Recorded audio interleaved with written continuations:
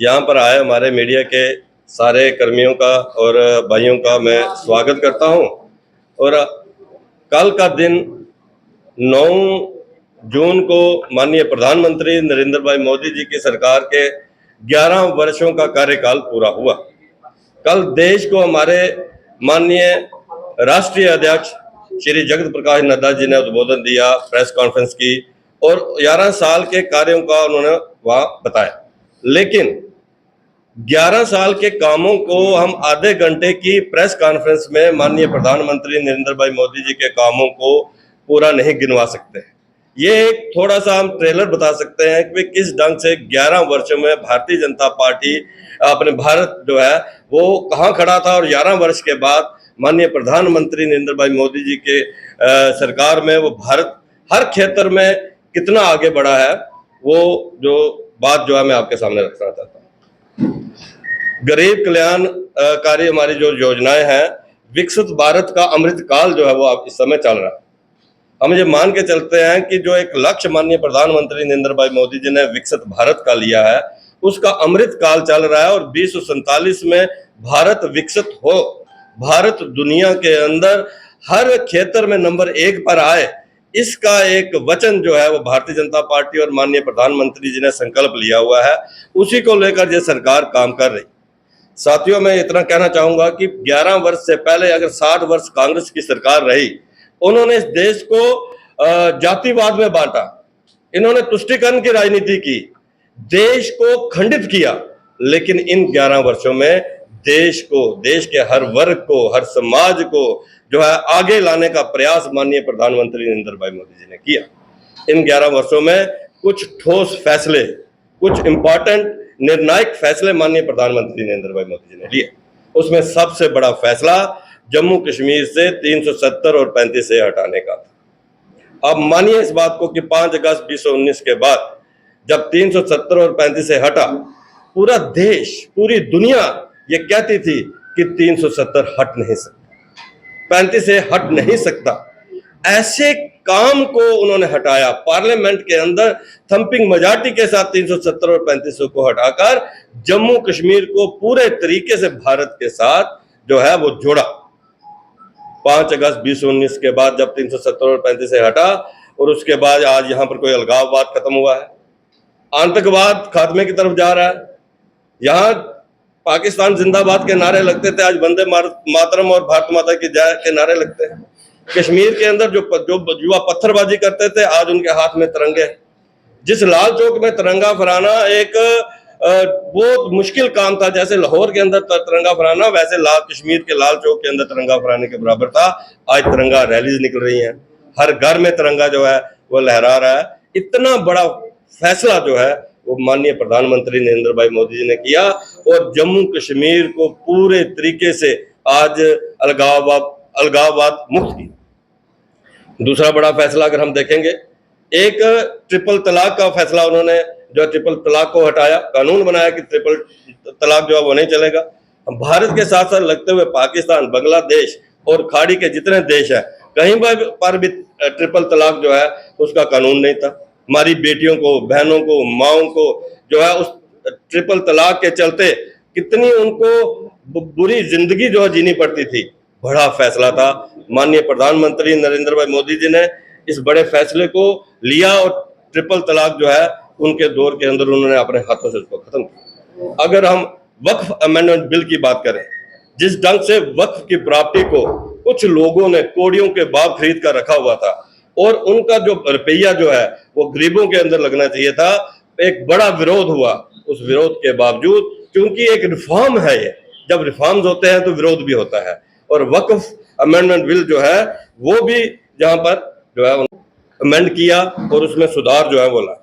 अभी हमने देखा कि रिसेंटली हमने देखा एक बड़ा फैसला, पहलगाम के अंदर आतंकवादियों ने कायराना हमला करते हुए हमारे टूरिस्ट जो है, 26 टूरिस्ट जो है उनको शहीद किया और हमारी 26 बेटियों का, बहनों का सिंदूर जो है वो उजड़ा। माननीय प्रधानमंत्री नरेंद्र भाई मोदी जी विदेश से वापस आए, इमरजेंसी मीटिंग हुई, 5 बड़े फैसले हुए। जो भी इलीगल तरीके से पाकिस्तानी यहाँ रह रहा था उसको बाहर का रास्ता था। सिंधु जल संधि को जो है सस्पेंड किया गया, वो उसको निरस्त किया गया और ये बताया गया कि हम अपनी मर्जी से पानी छोड़ेंगे, अपनी मर्जी से पानी रोकेंगे। और उसके अलावा यहाँ पर और बड़े फैसले जो हैं उसमें लेने के बाद ऑपरेशन सिंदूर हुआ।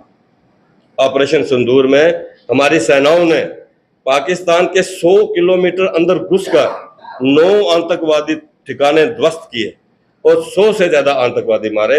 एक बड़ा फैसला, टर्निंग पॉइंट। पूरी दुनिया ने देखा कि भारत जो है पाकिस्तान के 100 किलोमीटर अंदर घुसकर, चाहे वो रावलपिंडी हो, चाहे लाहौर हो, चाहे वो मुजफ्फराबाद हो, जहां जहां आतंकवादी ठिकाने थे उनको ध्वस्त किया। टारगेटेड, हमारी सेनाओं ने टारगेटेड काम किया और 100 से ज्यादा आतंकवादी मारे। और उसके बाद माननीय प्रधानमंत्री जी ने स्पष्ट संदेश दुनिया को दिया, पानी और खून एक साथ नहीं बह सकते,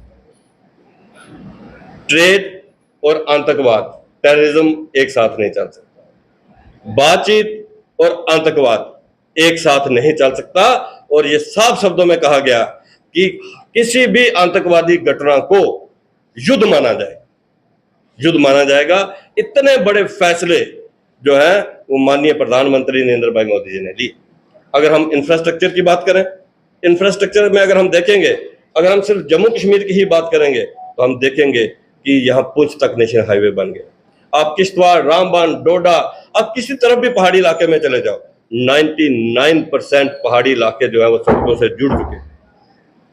हमने देखा चिनाब के ऊपर दुनिया का सबसे हाईएस्ट रेलवे ब्रिज का उद्घाटन माननीय प्रधानमंत्री नरेंद्र भाई मोदी जी ने पिछले दिनों में किया। जिस कश्मीर में ट्रेन का सपना जो है माननीय अटल बिहारी वाजपेयी जी ने देखा था, उस सपने को माननीय प्रधानमंत्री नरेंद्र भाई मोदी जी ने पूरा किया। वंदे भारत ट्रेन जो है वो उसका उद्घाटन किया। कश्मीर में सब पहाड़ों को चीरते सैकड़ों टनल्स बनी है, दर्जनों के हिसाब से पुल बने हैं और फिर जाकर ट्रेन जो है कश्मीर में पहुंची है। एक बड़ा सपना था, कश्मीर से कन्याकुमारी को ट्रेन के साथ जोड़ा जाए। ये सपना माननीय प्रधानमंत्री नरेंद्र भाई मोदी जी ने पूरा किया। हमारा दिल्ली से कटरा तक का एक्सप्रेस वे 6 लेन जो है वो कंप्लीट होने जा रहा है। पूरे देश को इस समय इंफ्रास्ट्रक्चर जो है, चाहे रोड्स हो चाहे ट्रेन हो, उनके साथ जो है वो जोड़ दिया गया है। 136 वंदे भारत जो है वो ट्रेन जिस समय यहाँ पर चल रही, हमारी माताओं और बहनों को लेकर, क्योंकि भारतीय संस्कृति में हमारी बेटी को जो है वो लक्ष्मी का दर्जा दिया गया है। उन्होंने एक बड़ा फैसला करके 33% रिजर्वेशन जो है, हर पार्लियामेंट चुनावों में भी 33% रिजर्वेशन, हमारी पार्टी में भी कोई भी ऑफिस बीरर होगा, कोई भी टीम बनेगी, 33% रिजर्वेशन है। और अब असेंबली के अंदर भी हमारी 33% बहनें जो हैं वो एमएलए बनकर अगले असेंबली चुनावों के अंदर, भारत के अंदर हर असेंबली के अंदर जो है वो हमारी 33% जो है वो हमारी बेटियां बहनें जो है वो असेंबली के अंदर देवी शक्ति था। ऑपरेशन देवी शक्ति के तहत अफगानिस्तान से जब वहां पर तालिबान ने एक बड़ा आतंक मचाया था, तो अफगानिस्तान से भी अपने भारतीयों को जो है वो वापस लाया। साथियों, अगर हम गरीब कल्याणकारी योजनाओं की बात करेंगे, अब ये देखिए कि 3 करोड़ गरीबों के घर पक्के, अगले 3 वर्षों में 5 करोड़ और घर जो है वो पक्के होने जा रहे। किसान मानधन के तहत जो है किसानों के अकाउंट में पैसे जा रहे, हर गरीब को के घर में रसोई के लिए राशन जा रहा, हर गरीब की रसोई में जो है गैसीय चूल्हा गया, हर गरीब जो है उसका 5 लाख रुपए तक का मुफ्त इलाज जो है आयुष्मान भारत कार्ड के तहत हो रहा है। अगर गरीब कल्याणकारी योजनाओं के ऊपर ही मैं बात करूं तो आधा घंटा उसके ऊपर बात हो सकती है।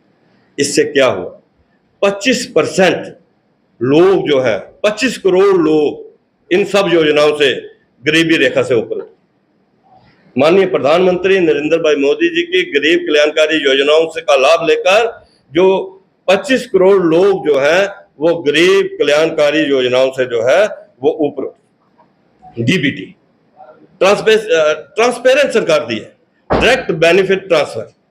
पहले मोबाइल क्या होता था, मोबाइल सिर्फ फोन सुनने के लिए होता था, या व्हाट्सएप हम लोग करते थे, फेसबुक चलाते थे, लेकिन डीबीटी के तहत आज फोन में हमारी माता देखती है मेरी 1,000 पेंशन का वो अभी वो आई है कि नहीं, सीधी माता के अकाउंट में जो है 1,000 पेंशन जाती है। हमारे किसान, गरीब किसान मानधन निधि के तहत जब मैसेज आता है तो देखते हैं कि हमारा 2,000 रुपया जो है वो अकाउंट में जो है वो आ गया।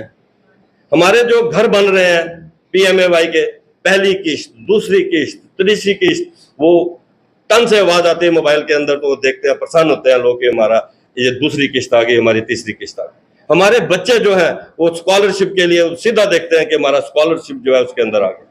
कुल मिलाकर मैं कहना चाहूंगा कि पहले कांग्रेस के दौरान के अंदर राजीव गांधी जी ने स्पष्ट शब्दों में कहा था कि मैं दिल्ली से 1 रुपया बेचता हूं तो नीचे 10 पैसे लगते हैं, लेकिन 1 रुपया मोदी जी बेचते हैं तो 1 रुपया सीधा बेनिफिशियरी के अकाउंट में जाता है और मोबाइल में दिखने को मिलता है कि 1 रुपया उसके अकाउंट में आ गया। साथियों, ये एक बड़ा बदलाव है देश के, हमें इस बात को जो है वो समझना होगा।